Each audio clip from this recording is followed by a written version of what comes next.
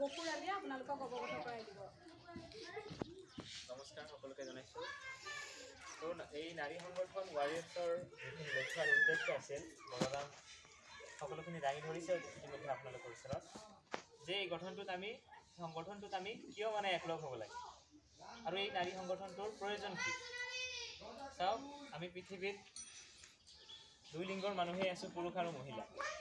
তো আমাৰ সমাজত বা আমাৰ ঘৰখনত, আমাৰ দেশখনত পুৰুষক কেনেকৈ অধিকাৰ দিছে আৰু মহিলাক কেনেকৈ অধিকাৰ দিছে সেইটো আমি সকলোৱে জানো। আজি ল'ৰা এজনে মন ধৰিলেই বজাৰত যাব পাৰিছে, যিটো কৰিব মন গৈছে তাত যাব পাৰিছে, কিবা খেল খেলিব লাগে খেলিব পাৰিছে।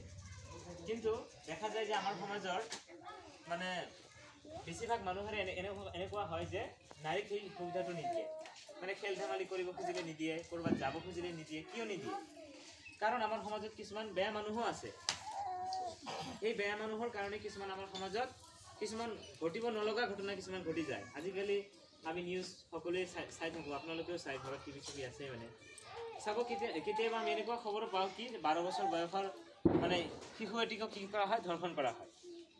তো এইবিলাক মানুহৰ পৰা বাচি থাকিবলৈ কাৰণে আমি কি কৰোঁ যে আমাৰ ছোৱালীক ৰাতি পূজাত যাব নিদিওঁ, বা এখন সভা বা এটা অনুষ্ঠান এটা হৈ আছে যাব নিদিওঁ। কিয় নিদিওঁ? এই মানুহৰ পৰা ভয় খাই আমি যাব নিদিওঁ। কিন্তু গোটেই জীৱন আমি ভয় খাই মানে কটাব নোৱাৰোঁ। আমিও যিহেতু মানুহ, আমাৰো কিবা অধিকাৰ আছে।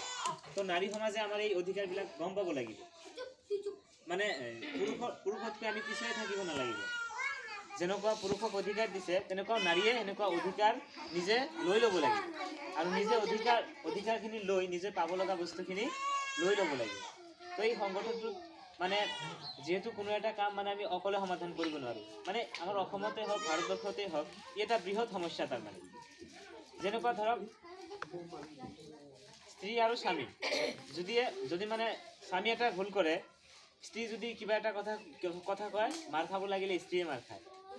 স্বামী কিন্তু স্ত্ৰীয়ে ধৰি মাৰিব নোৱাৰে। কিন্তু এইটো এনেকুৱা হ'ব লাগে কি স্বামী যদি ভুল কৰিছে স্ত্ৰীয়ে ক'ব পৰা হ'ব লাগিব। কিন্তু এইটো আমাৰ সমাজত নাই।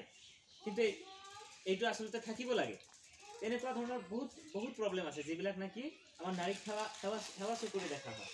তেনেকুৱা সংগঠনত যেতিয়া মানুহৰ মানে আৱিৰ্ভাৱটো বেছি হ'ব, ধৰক আজি 10 জন আছে সংগঠনটোত, যেতিয়া 20 জন হ'ব, যেতিয়া 30 জন হ'ব, এটা সময়ত অসমৰ অধিকাংশ মানুহেই যেতিয়া এই সংগঠনটোত জড়িত হৈ যাব, তাৰমানে কি নাৰীৰ অধিকাৰবিলাক সকলোৱে দিব লগা বাধ্য হ'ব।